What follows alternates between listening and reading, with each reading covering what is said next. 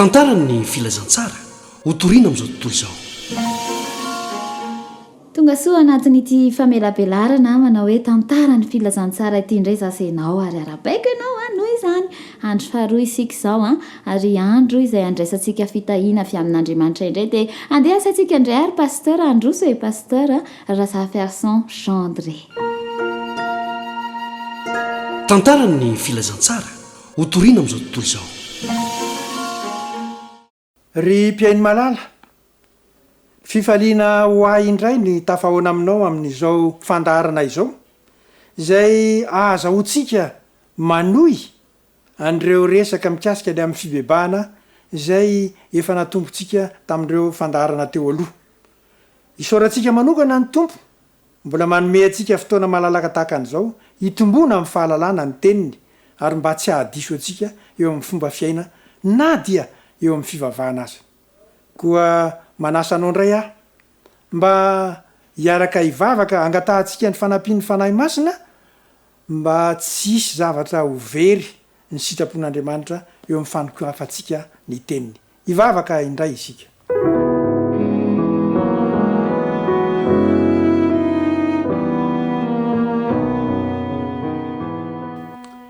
Rainay io izay any an-danitra, hanokatra ny teninao indray izahay, dia meteza tompo hanome ny fanazavana avy amin'ny fanahy masina mba tonga ny sitraponao hazava aminay ka arovy zay amin'ny fieverany maha olombelona anay.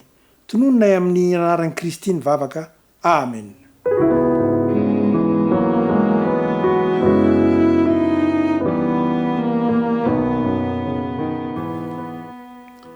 Ry mpiainy malala, eo amin'ny zavatra izay ataontsika raha tadidinareo dia ay ny mpianatra jaunina tamin'ny androny dia nangataka mba hampianarina hivavaka. Dia rehefa nodimbiasan'ny Kristy ny asan'ny jaunina mpanao batisa, dia mba ho koa ny mpianatry Kristy mba hampianarana hivavaka e. Raha tadidinareo misy toko sy andininy ao amin'ny Lioka toko faharay ambin'ny folo, ny andininy voalohany dia nahazahoantsika nanaraka an'izay hoe nangataka mpianatra nanao hoe tompoko mampianarana hivavaka tahaka ny nampianarany jaunina ny mpianany. Dia iresaka ny amin'izay vavaka izay itsika. Ary ny amin'izay fivavahana izay dia efa nisy ny zavatra hitantsika teo aloha.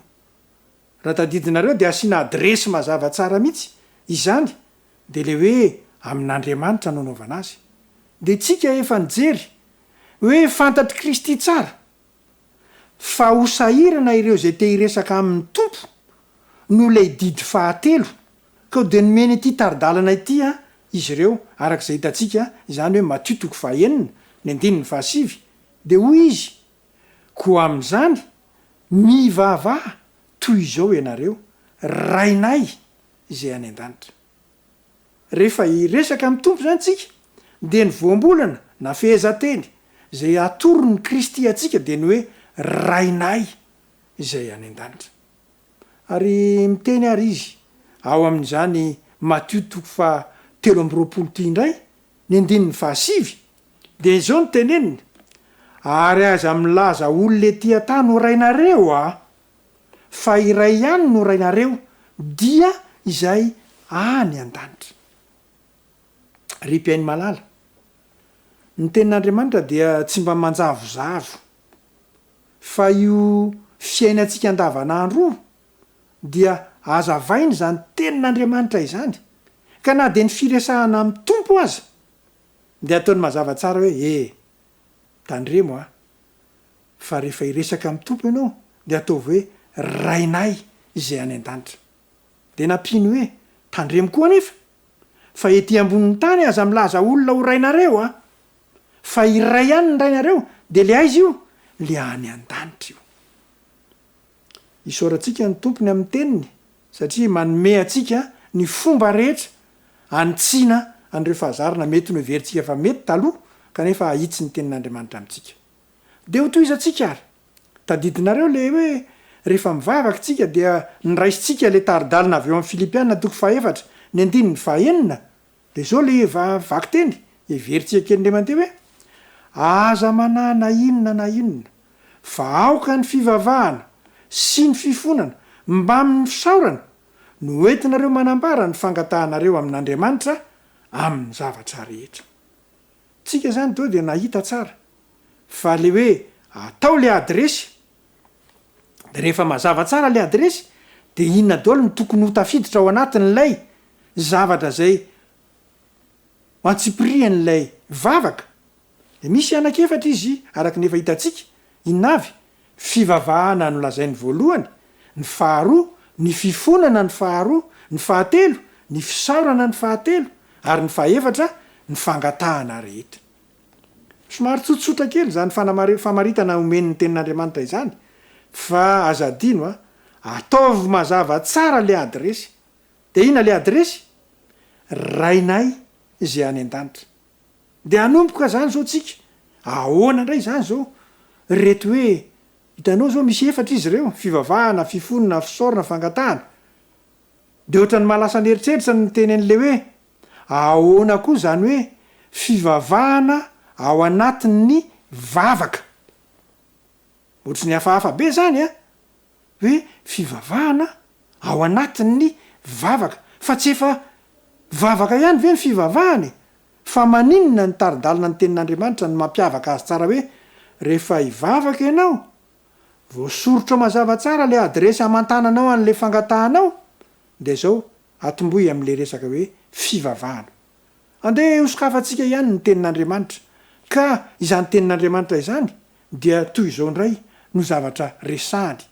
Ny fivavahana ahoana indray ny fomba hamaritany tenin'Andriamanitra zany atao hoe fivavahana ao amin'ny vavaka izany. Dia manasa anareo anokatra ny baibolinareo indray ka ao amin'ny Apokalipsy 7:20 le boky farany indrindra zany Apokalipsy 7:20 dia ny tapany voalohany amin'ny andininy 7 no ndenge rahantsika mamaky. Toy izao ny voalazany: dia ny ankohaka teo amin'ny tongony aho mba hivavaka aminy. Eto zany tsika le hoe fivavahana zany zao de midika hoe ny voalohany fiankofana. Ary izay no fahazarana faran'izay tsara indrindra zay nomena atsika de ny hoe andao rehefa hivavaka amin'Andriamanitra iankohaka. Ary ahoana ny fomba tsara indrindra mety am'izany hoe fiankofana zany dia ny mandoalika no fanao amin'izany. Efa misy fomba zay eloavan'ny fiangonana an'izany hoe fiankofana zany. Ka any amin'ireny toeram-pivavahana ireny de efa misy ohatran'ny karazana ondana kely indraindray, lamba kely indraindray, satria fantany tsara mihitsy fa ianao le miakanjo tsara no manina mba hanomezana voninahitra an'Andriamanitra iny raha mandoalika eny rehetrarehetra eny de ho sahirana de nasianan'ireny ondana kely, lamba kely ireny.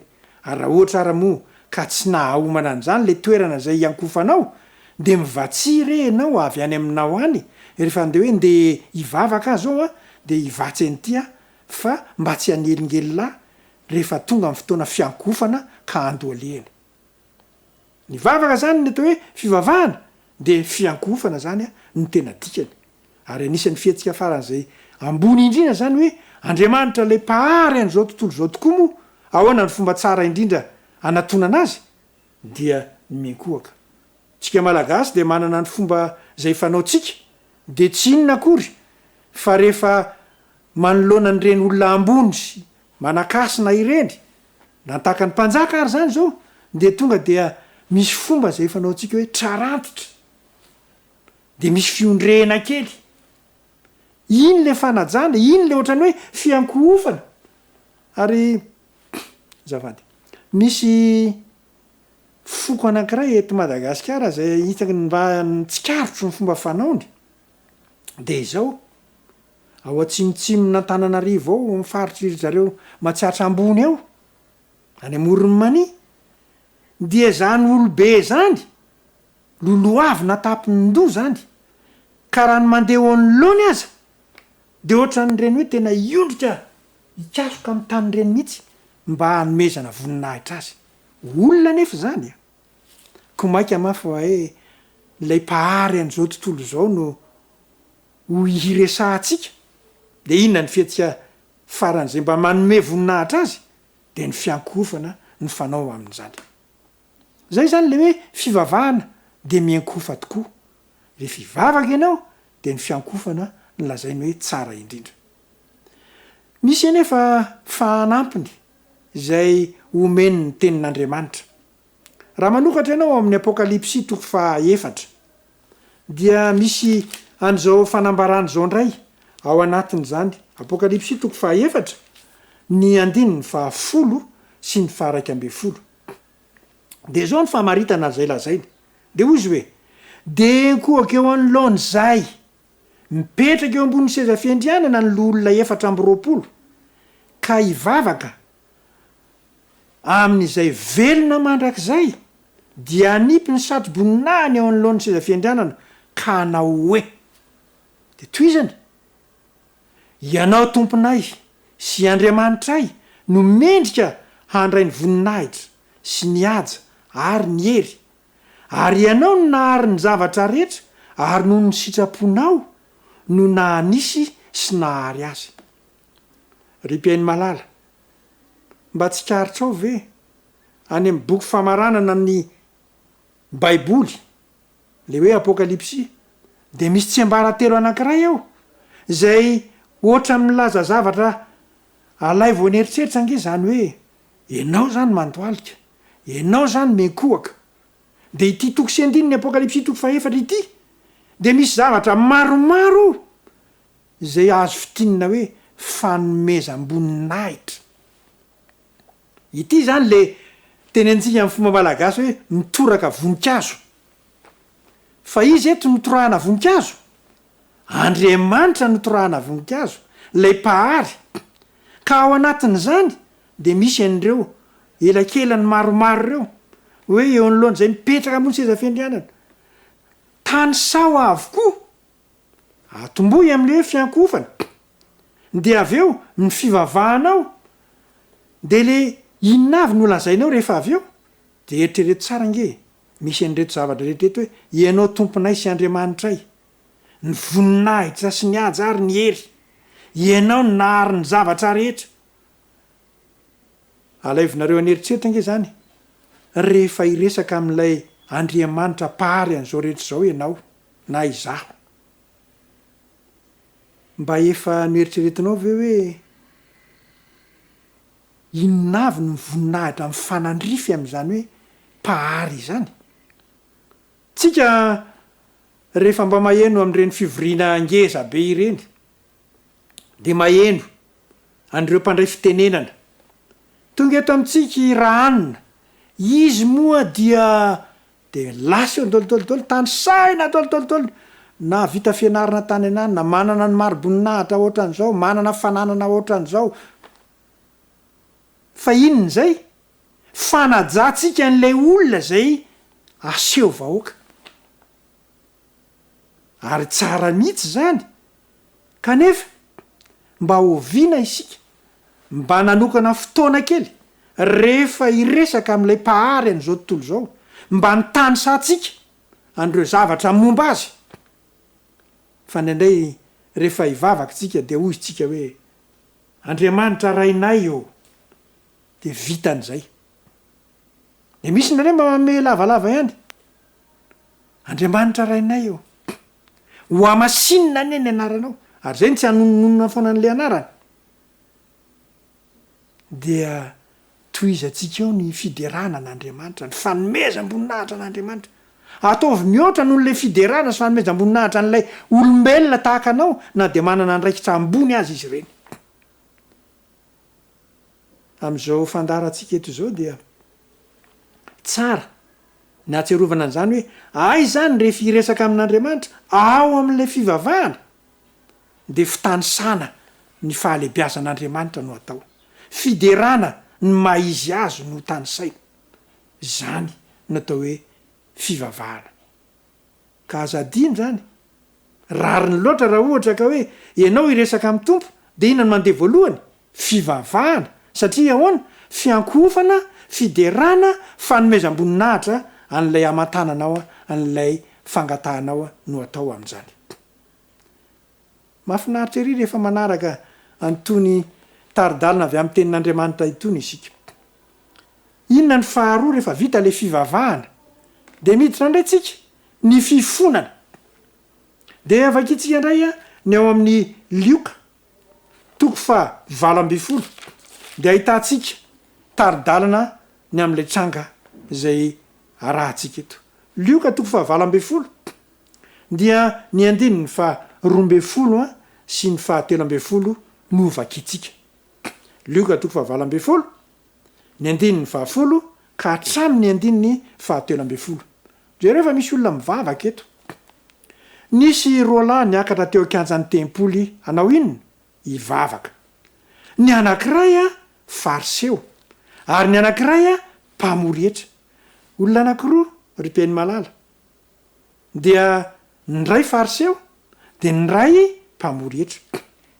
Ilay fariseo mitsangana ka nivavaka nitokana hoe Andriamanitro, misaotra anao fa tsy mba tahaka ny olona sasany zay mpanao ankeriny, tsy marina, mpijangajanga na tahaka n'io mpamory hetra io azy. Jereo angery Peny Malala tonga ivavaka le olona de samy eo daholo moa samy manana ny asa mandrarahany, samy manana ny fiainany, samy manana ny lazany. De tonga eto misy anankiray le fariseo de mba asiany adresy aloha Andriamanitro. Dina nataony voalohany, misaotra anao fa tsy mba tahaka ny olona sasany. Ohatrany hoe misy sokajiny olona mihitsy zany avahany tsy mitovy amin'ny tenany. Izay mpanao ankeriny, tsy zany hono zany izy. Tsy marina, tsy zany hono zany izy. Mpijangajanga, tsy zany hono zany izy. Na tahaka an'io mpamory hetra io aza. Ary aiza le mpamory hetra? Milahatra aminy eo ange mivavaka le mpamory hetra. De tonga de teneniny hoe tsy mitovy amin'io Enao zany mila mitandrina fa tandremana tsara rehefa hivavaka amin'Andriamanitra, aza mba atao mihitsy ny manamary tena. Aiza ny fanamarina tenanao, ny zavatra tsara nataonao, ny tany sainao eo amin'Andriamanitra.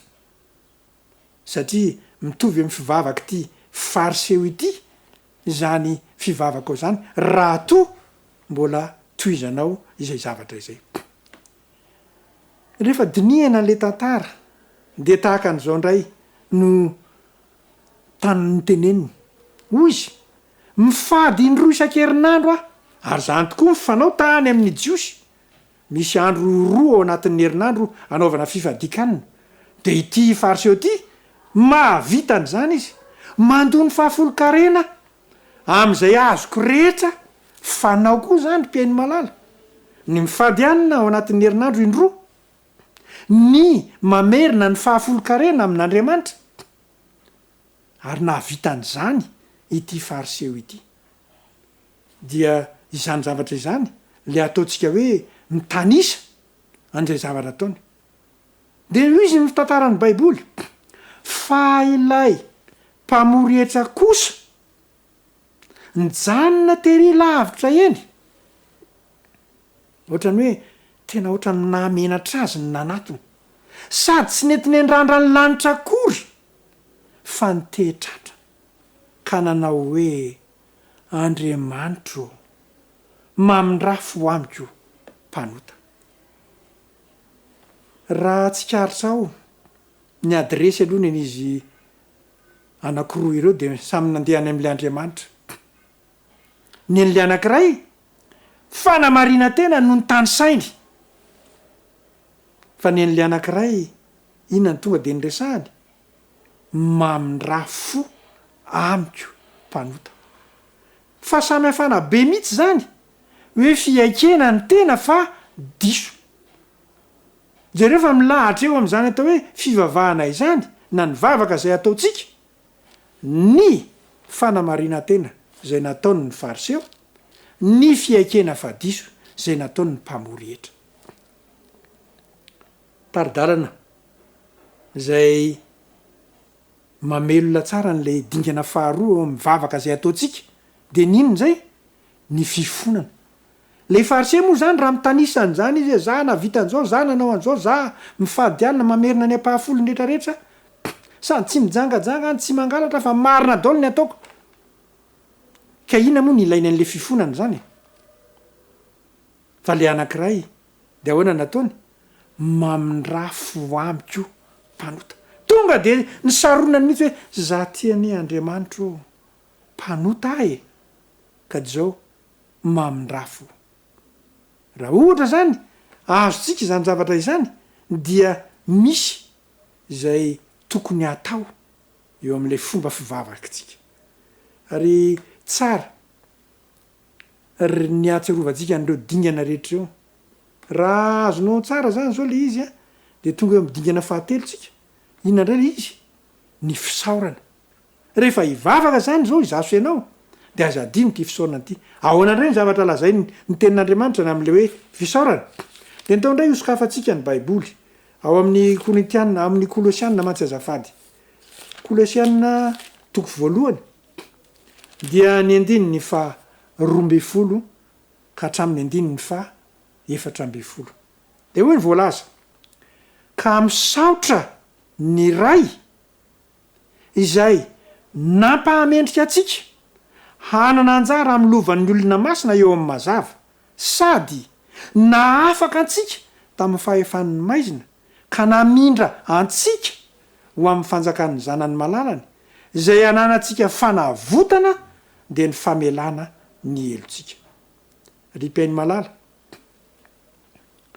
inona indray moa zany zao ato amin'ity fisaoran'ity zany zavatra hitatsika izany ay zany rehefa misaotra ianao de tsy vitan'le hoe misaotra anao zay ray eo tsy ampy zany zay fa inona ny zavatra tokony atao tany sao ny soa rehetra zay voarainao tam'le ray pahary ary eto izy zao raha mivavaka zany ny apôstôly Paoly de zao ny azy ny nataony misaotra an'le ray izy satria naninona nanjary lay tsy mendrika natao mendrika nanjary lay voatazona no afahana ary lay tao amin'ny toerana anankiray maizina nafindra ho any amin'ny mazava de nanjary nanana fanavotana le olona zay very de nahazo famelana ny elony tsy mba tsy sampanao ve hoe izany ange no antsipirian-javatra zay nataon'Andriamanitra taminao e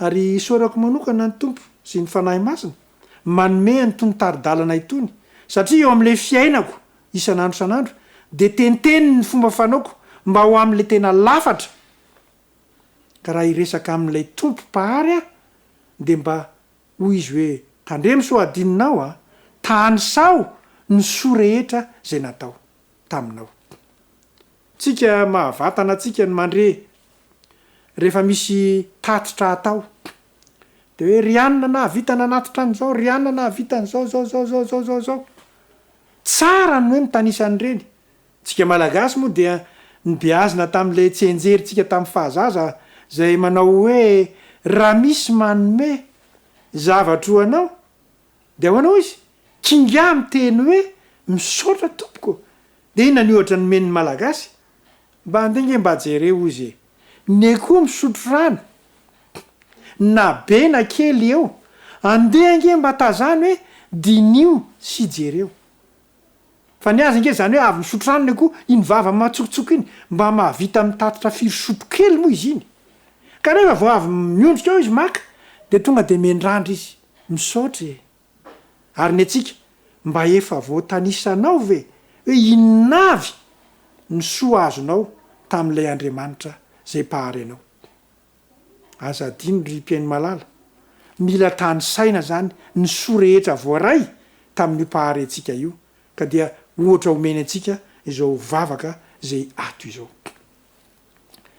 tonga eo am'le dingana manaraka isika dia ny fangatahany zany de hoy isika hoe ela ny elaka tonga eto am'ty fangatahany ty any fa ireo zavatra anankitelo ireo tohatrany somary nanano sarotra sy namesatra n'le fivavahana fa rehefa tonga eto am'ty fangatahany ty de ahoana indray no zavatra atao.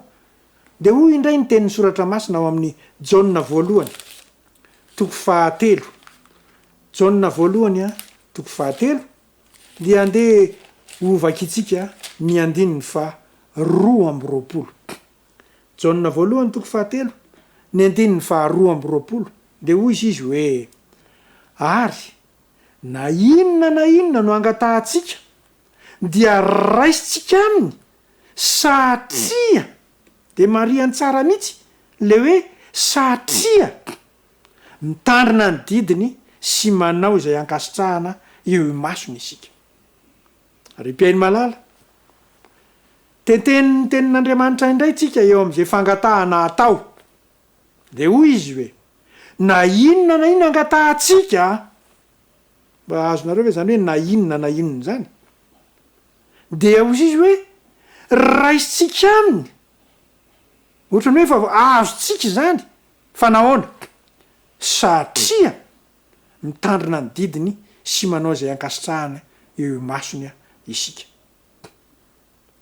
Mahafinaritra ery rehefa vahavahany tony tenin'Andriamanitra itony. Ay zany eo mivavaka izay azahoantsika mangataka zavatra eo am'le pahary de misy taridalina mazava indray hoe tandremo a ninona angatahantsika de ho azotsika zany satria misy mandeha mielo zany zao de le hoe mitandrina ny didiny manao izay ankasitrahana eo masony isika. Aza adino zany mpeny malala fa kay zany ny didin'Andriamanitra io mila tandremana izy io, io sitrapon'Andriamanitra io de mila tanterahana izy io. Fa rehefa manao an'izany tsika na inona angatahantsika dia raisitsika.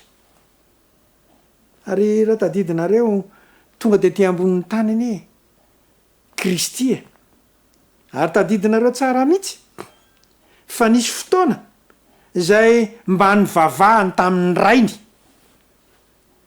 Ary etiky miverina kely eo am'lay sary tamin'izay fotoana zay ianareo hoe io Kristy ao anatin'ny sahan'ny Getsemane, ny andro maizina, ny mpianatra zay nanaraka azy reniky ny torimaso daholo tsisy ny antenainy, de izy onjaonjany samy rery sisa. De rehefa nivavaka izy de zao no nataony: raha eo raha azo atao esory amiko ity kapoaka ity. De na tsy ary tena izy to sitrapoko zany de hoy izy hoe nahitsiny kanefa aoka tsy ny sitrapoko anie no atao fa ny anao. Tolona miatra manaina ny Kristy, isolo toerana ny olona mpanota eto ambonin'ny tany manerana n'izao tontolo zao. Tsy nanota izy na kely aza fa niotako, niotanao, niotan'izao tontolo zao no nivongengena napetraka teo amin'ny lamosiny, nasaina netiny zany mba hananako fanavotana, mba hanananao an'izany atao hoe famelan-keloka izany. De niteny izy raha azo atao esory re. De mahatsiaro tampoka izy tsy zaika iny sitraponao fa nitondrako an'izao eta mavesatra zao de aoka le sitraponao no atao. Ry mpiainy malala, tsy misy lesona azotsika raisina akoatra ny mianatra ny eo amin'ny fomban'i Kristy.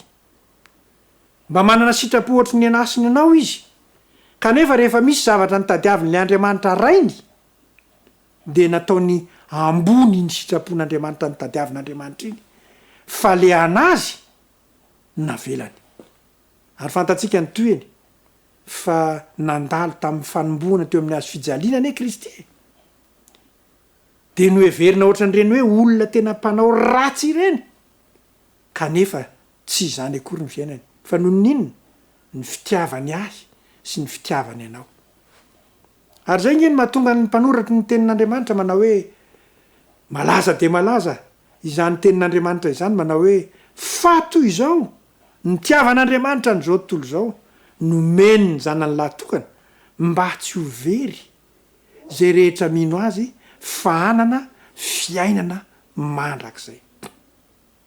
Lesona zany ry mpiainy malala, le sitrapony ray anefa no ananantsika tombony am'izany hoe fiainana mandrakizay zany fa eto isika rehefa misy zavatra angatahantsika tsarovy araky ny sitrapon'andriamanitra aveo io zavatra angatahanao io ianareo mahafantatra tsara ny amin'ireny zanakitsika ireny any an-trano any reny mbola kely reny izy ireny moa tsy mahay ininona fa dia zay ataontsika no ianarana de indraindray hitantsika milalao antsy mitetika ovy mamofy karaoty de hitany de mba iny ko izy rehefa izy rery mba alainy le antsy de hozizitsika tsy tsara aminao io a de izy nefa manao hoe mba izay aneny mba tadiaviko mba izay ny sitrapoko de ianao le ray aman-dreny mahalala hoe tsy mety ho anao na de sitraponao aza na fanirininao aza ny milalao antsy satria mbola tsy voafehinao io ry-piainy malala raha misy zavatra angatahantsika amin'ilay andriamanitra pahary de kendreo tsara anontanio aloha ny tenin'andriamanitra hoe araka ny sitrapony ve ty zavatra angatahako ty sa tsy araka ny sitrapony fa raha vitatsika ny mahafantatra ny sitrapon'andriamanitra de mba ho haitsika koa ny ampifanaraka n'izay zavatra angatahantsika aminy ao amin'ny vavaka zay ataontsika hifanaraka am'izany sitrapony izany tonga eo amin'ny famaranana ny vavaka isika ary rehefa mamarana ny vavaka moa de mba ahoana indray ny atao de lasa ny fanontaniana hoe ary mba aiza ho aiza moa zany raha ohatra le adresy le andriamanitra ray de hitatra tsika teo hoe kristy rehefa nanao de nanao izy hoe araky ny sitrapon'andriamanitra no atao de mba aiza ho aiza sary mba inona ny mba asan'ny fanahy masina eo amin'ny vavaka zay ataoko eo amin'ny vavaka zay ataonao de andao ndray sokafana ny baiboly de io tenin'andriamanitra io ao amin'ny boky ho an'ny epistily ho an'ny romanina toko 9 de misy fanambarana zay manao tahaka an'izao ny andininy fa 9 romanina toko 9 ny andininy fa 9 de zao ny zavatra resahany ary toy izany koa ny fanahy no mamonjy ny fahalemetsika fa tsy fantatsika zay vavaka tokony ataotsika fa ny fanahy no mifona amin'ny fitarainana tsy azo tononona ry-piainy malala mba efa nieritreretinao ve zany hoe rehefa mivavaka ange ianao io ka tsy mbola manonona akory de efa misy ny fidirany ny fanahy masina antsehatra fa io fanahy io no mamonjy ny maha olombelona anao tsy fantatrao akory zay vavaka tokony ataonao fa io fanahy io mielo an'le fivavaka ao ry-piainy malala raha izany ary no asan'ny fanahy masina rehefa hivavaka zany tsika de ahoana ny tokony atao ohatra miteny zany le soratra masina manao hoe andraso kely aloha vao manonona le tonom-bavaka ianao inona ny dikan'izay rehefa hivavaka ianao zany tsy tonga de avy atrany hoe hiaraka hivavatsika rainay zay any an-danitra ozy ny fanahy masina andraso kely aloha fa mba hiditra antsehitra aho de anomana anao aho am'izay fehezanteny ho ataonao vonjeko ianao amin'ny maha olombelona anao io ka alohany ny resahanao amin'ilay pahary le rainao andraso aloha ny fidirako antsehitra izany ry-piainy malala ny mahatonga ny hoe rehefa hivavaka ny olona anankiray de misy fotoana kely mangina kely izy andenge anao ohatra kely hiaraka hivavaka isika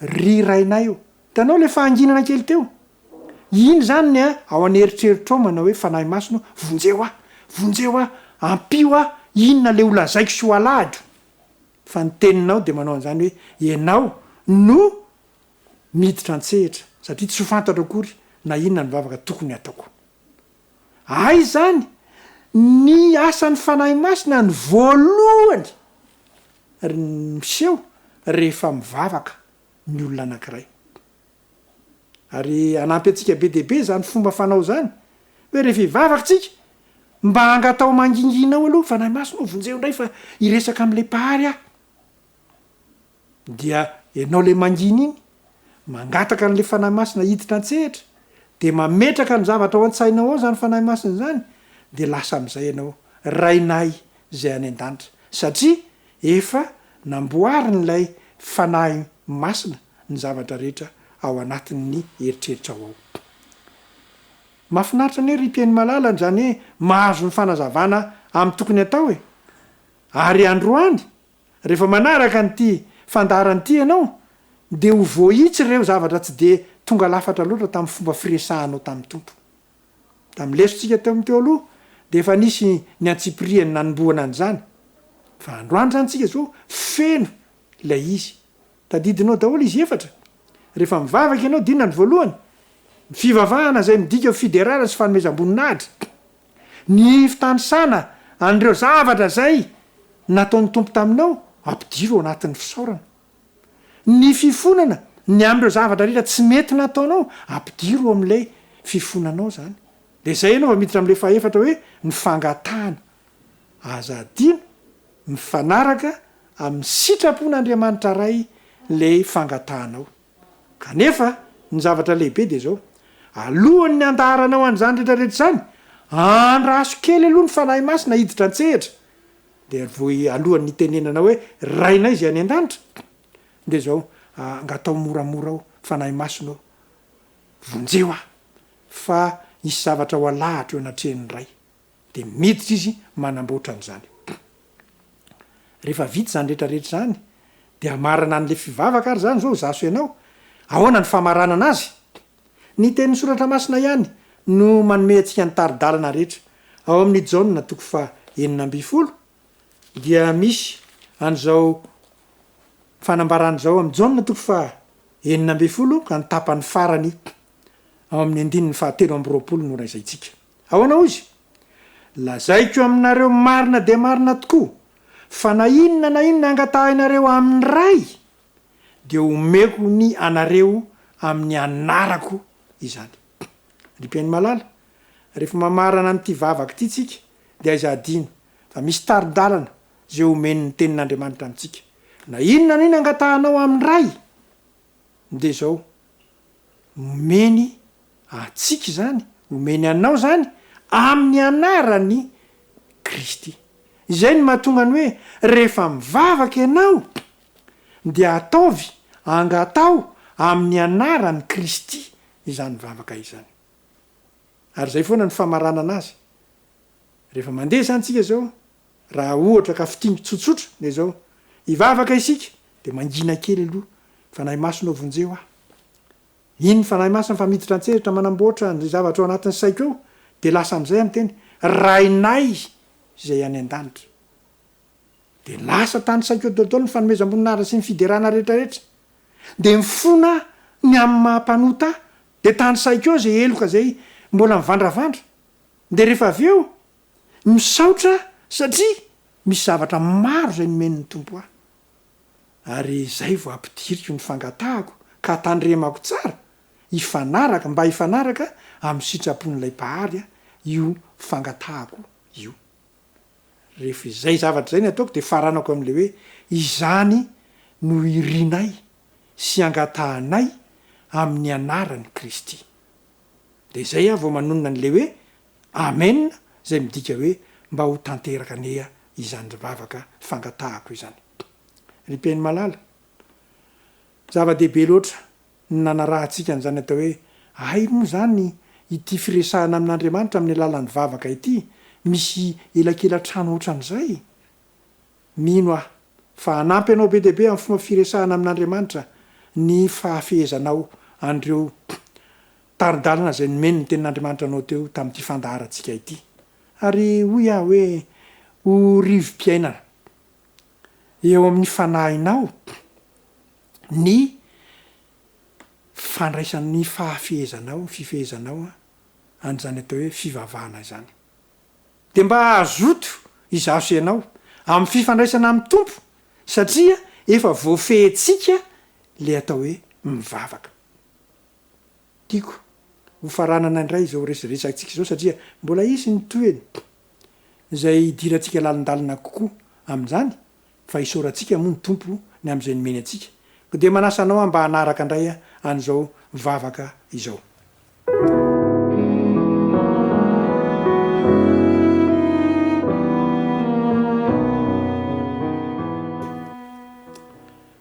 Rainay io izay any an-danitra, ny dera, ny aja, ny voninahitra anie dia ho anao amin'ny mampahary anao, amin'ny mahatompo sy mpanjaka anao, satria avy aminao no hanananay ny zavatra rehetra. Izahay mbola velona tahaka an'izao aza dia aina avy any aminao. Ary ny fierovana, ny fahasalamana, ny fiatrehana ny zavatra manahirana rehetra dia fantatray fa nisy fidirana ao an-tsehatra tamin'izany. Misaotra izahay ny amin'izany rehetrarehetra izany. Manaiky koa nefa izahay fa olona nofo aman-drà, manana tsimy, manana kilema, manana fahotana natao, mifonany amin'ireny Tompo, aoka ny rahan'i Kristy mba ho ampy hanarona na hamafana sy kosehana an'ireny fahotana vitana ireny. Ary raha manao fangatahana izahay dia irina hifatratra, raha mba miditra an-tsehatra hatrany ny fanahy masina, ka hanampy anay mba ahafantarinay bebe kokoa hatrany ny sitraponao, ka raha misy angatahanay dia mba hifanaraka amin'izany sitraponao izany ny fangatahanay. Tay manokana Tompo, ny teninao izay no zarazaraina teto, izay nanana tombontsoa nanaraka an'izany anie, mba hahazo tombony amin'izany teninao izany. Ka aza vela hiverina any aminao tokoa ny teninao raha tsy efa mahavita ny asa nandrahanao azy. Dia fenoy izay zavatra tsy hainy nangataka tamin'izany mivavaka izany, fa ho anao ny voninahitra amin'ny zavatra rehetra, ary ampahareto aminay ny fahasoavanao. Tononona amin'ny anaran'i Kristy mivavaka. Amen. Tantarany filazantsara ho toriana amin'izao tontolo izao. Sotran'Andriamanitra lehibe indray isika na ray an'izay famelabelarana ao amin'ny androany izay. Andriamanitra ny hitahiry ny fitahiana izay nomeny tamintsika tsirairay avy androany dia raha pitsindray ary ny fotoanantsika manaraka. Tantarany filazantsara ho toriana amin'izao tontolo izao.